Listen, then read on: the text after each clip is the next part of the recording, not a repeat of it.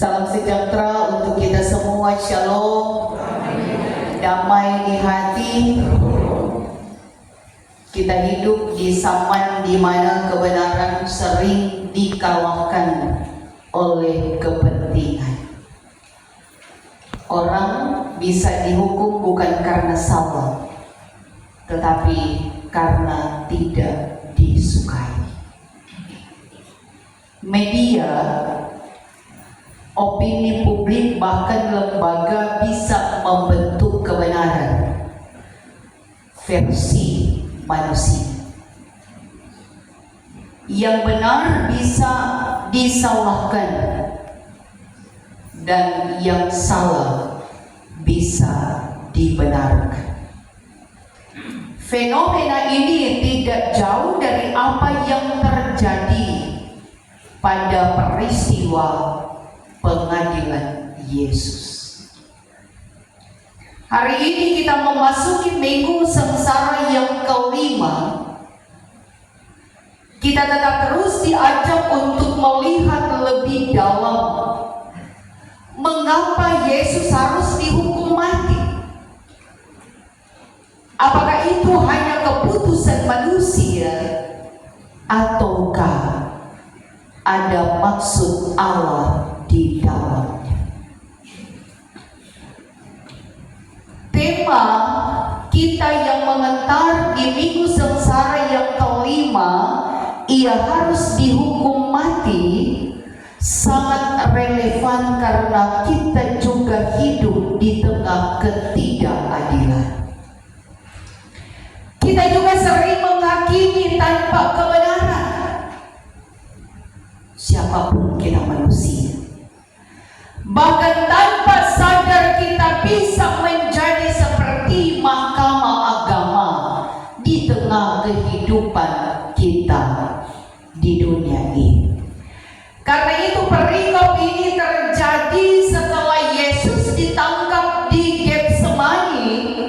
Ia dibawa ke rumah imam besar yaitu Kayafas dan diadili oleh Sanhedrin.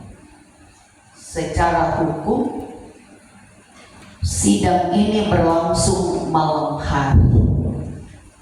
Mereka mengadili Tuhan di malam hari. Ini berarti tidak sah. Saksi-saksi saling bertentangan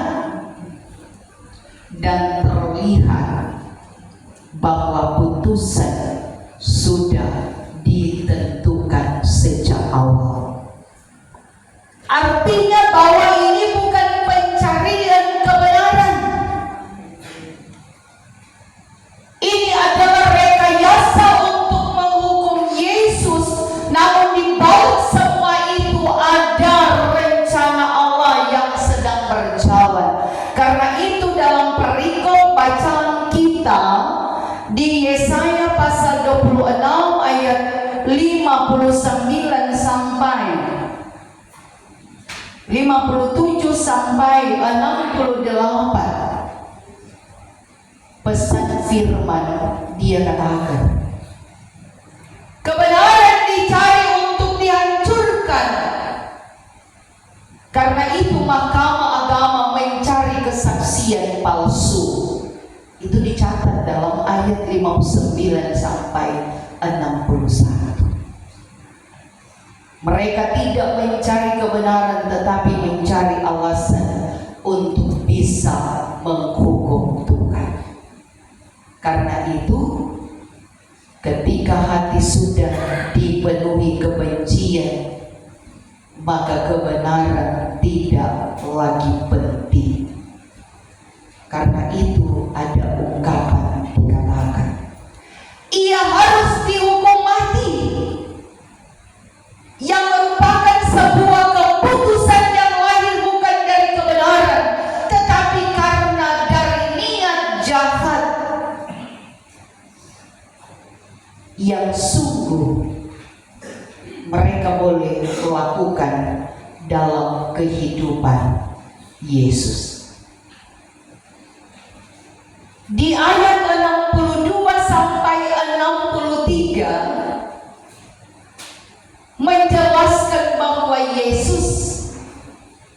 memilih untuk Dia.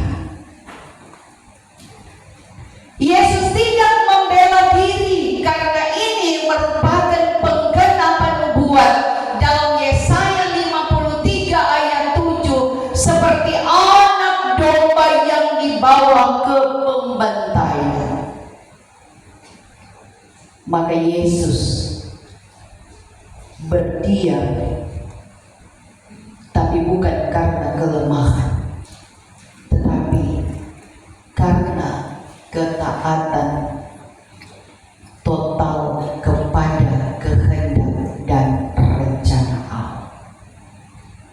Sekalipun ada ungkapan Ia harus dihukum mati, Yesus menerima itu sebagai bagian dari misinya. Dia tetap terus mampu menerima itu sebagai ketaatannya kepada Bapa di sorga, untuk bisa membawa pada sebuah keteladanan bagaimana Dia tetap terus setia dan taat untuk menerima dari apa yang hendak Dia terima. Sehingga di ayat 63 sampai 64 menjelaskan tentang pengakuan identitas Yesus ketika ditanya, "Apakah engkau Mesias?"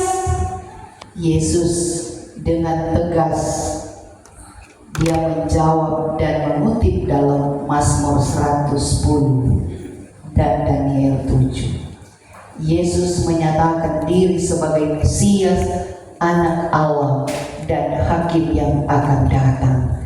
Dan inilah alasan utama Ia dihukum. Dengan demikian perkataan Ia harus dihukum mati menyatakan bahwa kebenaran yang Ia nyatakan tidak diterima. Mereka tinggal menunggu jawaban apa yang bisa menjebak Dia, karena waktunya telah tiba. Karena itu saudara-saudara, dalam sebuah putusan yang dapat dilakukan oleh imam besar dengan sebuah perkataan bahwa ia menghujat Allah, karena itu ia harus dihukum mati.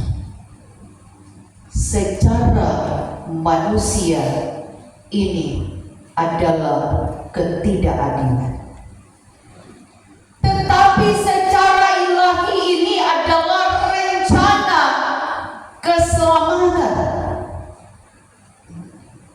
memiliki makna yang sangat dalam untuk mengantar bahwa Yesus mati karena dosa yang kita lakukan sebagai manusia.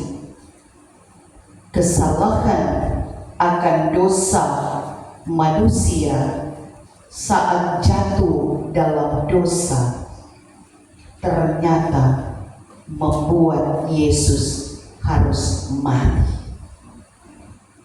Dalam kehidupan sebagai orang percaya, terkadang kita tidak mampu untuk bisa menahan dan mengendalikan kehidupan kita dari kebiasaan-kebiasaan buruk. Karena itu dalam bagian bacaan ini, hidup dalam sebuah pertobatan adalah sebuah respons nyata terhadap kasih dan pengorbanan Yesus yang mengantar kita untuk bisa berubah dari setiap perbuatan-perbuatan kita yang tidak berkenan kepada Tuhan.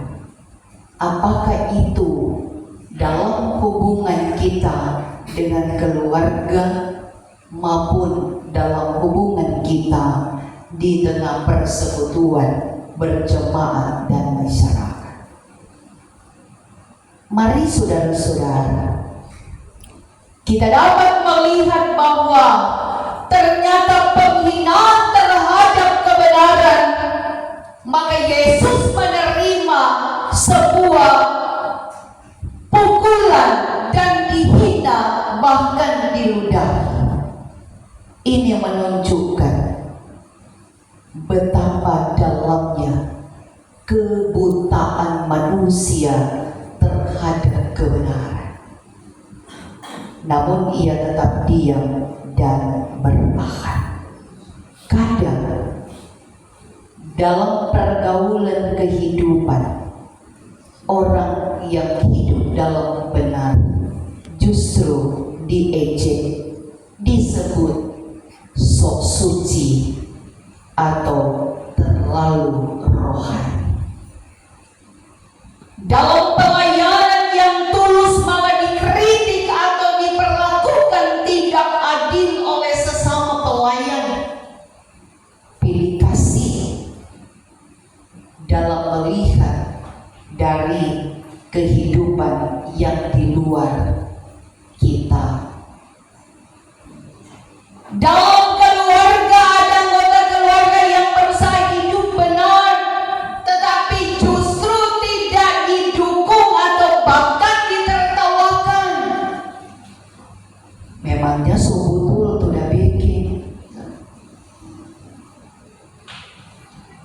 Karena itu pesan firman, ternyata kita diingatkan untuk tetap setia. Walau kita dihina,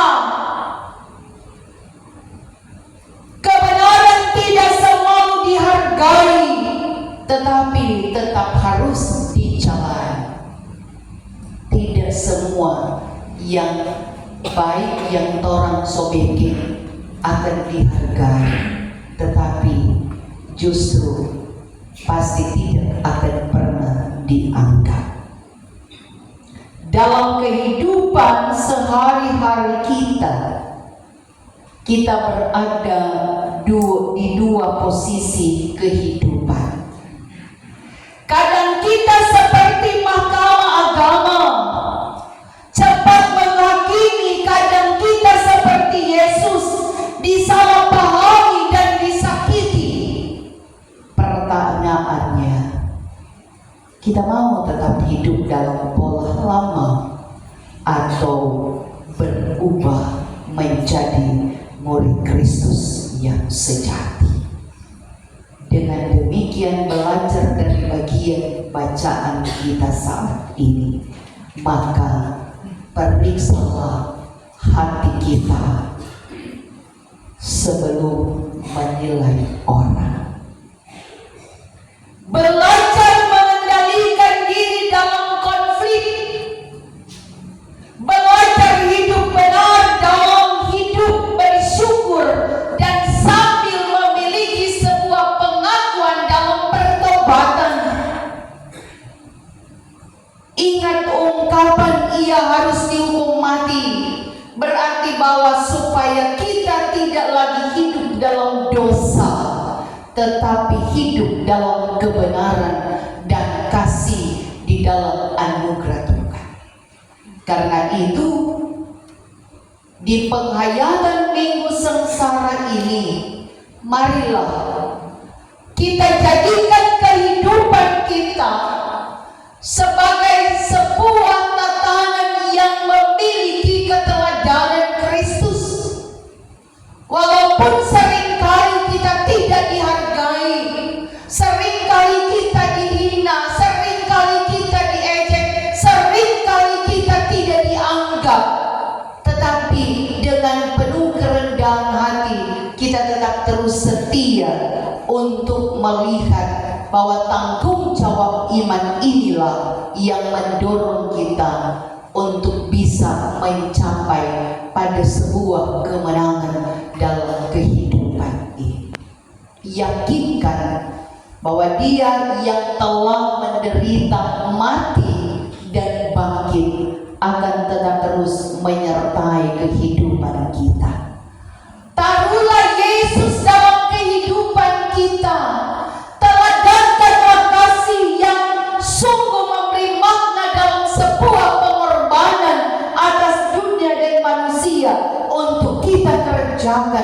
dalam lingkup kehidupan kita, mulai pribadi kita, keluarga, dan jamaat dan masyarakat, sehingga kita yang terus ada dalam perenungan ini betul-betul bisa hidup dalam kebenaran dan kasih Allah di tengah dunia ini.